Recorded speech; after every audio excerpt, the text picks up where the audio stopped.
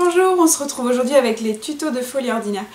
Donc vous avez l'habitude de me voir en podcast et à partir de ce jour, je voulais vous présenter mes tutos afin de rediriger plus facilement mes clientes vers des explications vidéo lorsqu'elles achètent mes patrons. Tous mes tutos seront disponibles sur le blog dans une catégorie spécifique et disponibles librement pour tout le monde. J'espère qu'ils vous plairont et on va commencer rapidement. Dans cette vidéo, on va parler du montage élastique, autrement appelé aussi German Twist Kasten, qui est un montage donc, qui est très élastique et qui est pas mal du coup pour les chaussettes, mais aussi qui peut être utilisé pour les mitaines ou les bonnets.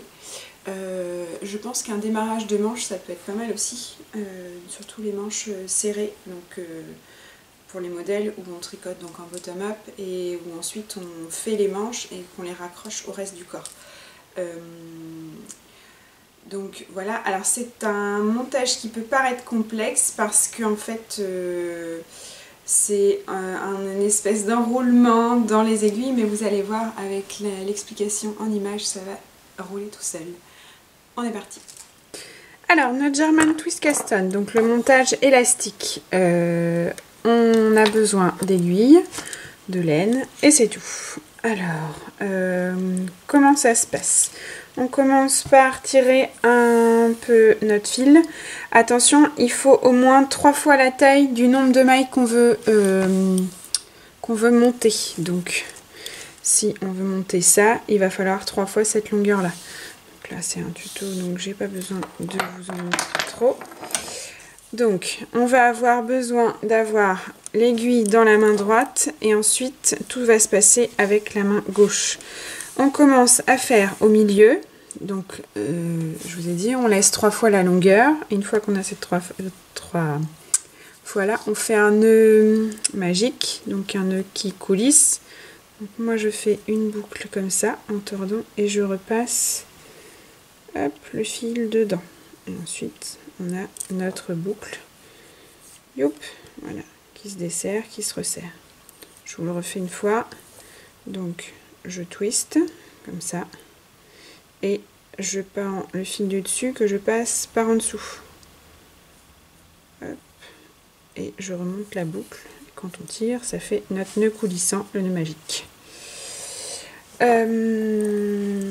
Ensuite, comment ça se passe? On va avoir besoin de l'index et du pouce. Donc comment ça se passe? On a le fil qui va passer comme ça par-dessus l'index et le reste qui va être dans la main.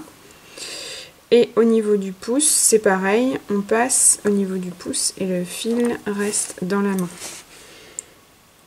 Hop, je sais pas si on voit très bien.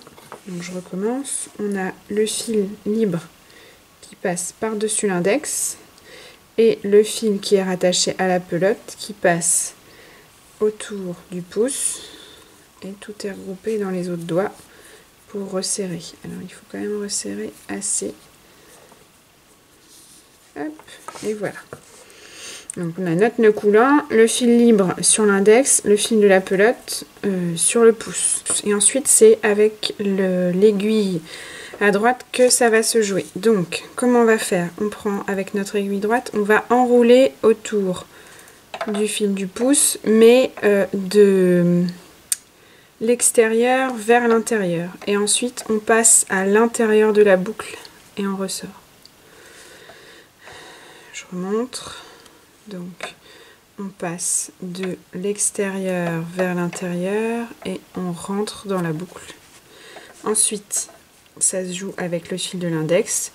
On passe au niveau, on passe le fil de l'index sur l'aiguille et ensuite on va hop, tirer comme ceci et on tire avec le pouce et du coup normalement le pouce est remis et on a créé une maille. Je remonte. On passe donc du coup de l'extérieur vers l'intérieur et à l'intérieur de la boucle. Ensuite, on prend le fil de l'index que l'on relève et je ne sais pas si vous voyez, mais ici il y a en fait un trou qui se forme. Hop là, et c'est à cet endroit-là qu'on sort l'aiguille et on lâche pour tirer. hop, extérieur, intérieur dans la boucle, ensuite là, et hop. Alors ça a l'air laborieux et ça prend du temps, donc oui, c'est un peu plus long, mais c'est vraiment efficace, c'est vraiment très élastique.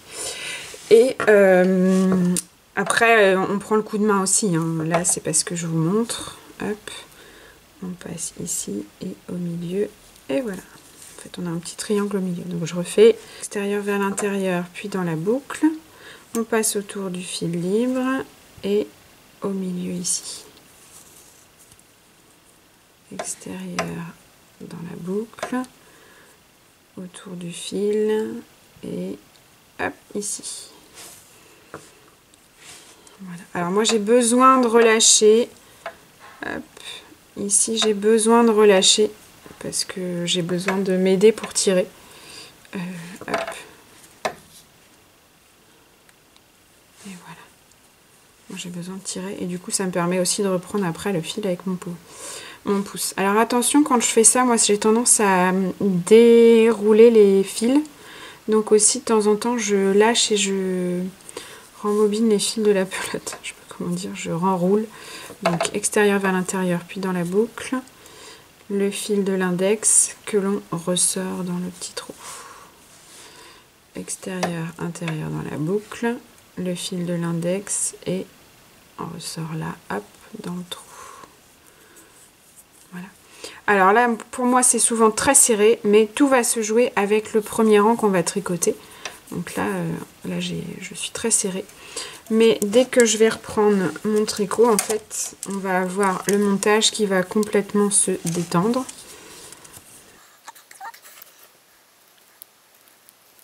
Ça peut marcher aussi bien en rond. Hein. Là, j'ai pris en aller-retour parce que j'ai fait une petite distance, mais si vous prenez en rond derrière, le premier rang va tout assouplir. Alors, il faut faire attention de ne pas trop étirer au blocage, sinon on va perdre le côté élastique. Et là, donc, j'ai fait mon premier rang, et vous aviez vu tout à l'heure, c'était tout serré, mais en fait, on peut, du coup, énormément détendre avec cette technique. Voilà. Hop. Et voilà, on a notre German Twist Caston. Donc c'est un système de torsade au niveau avec les mains, les doigts, mais du coup c'est une bonne technique qui est bien élastique.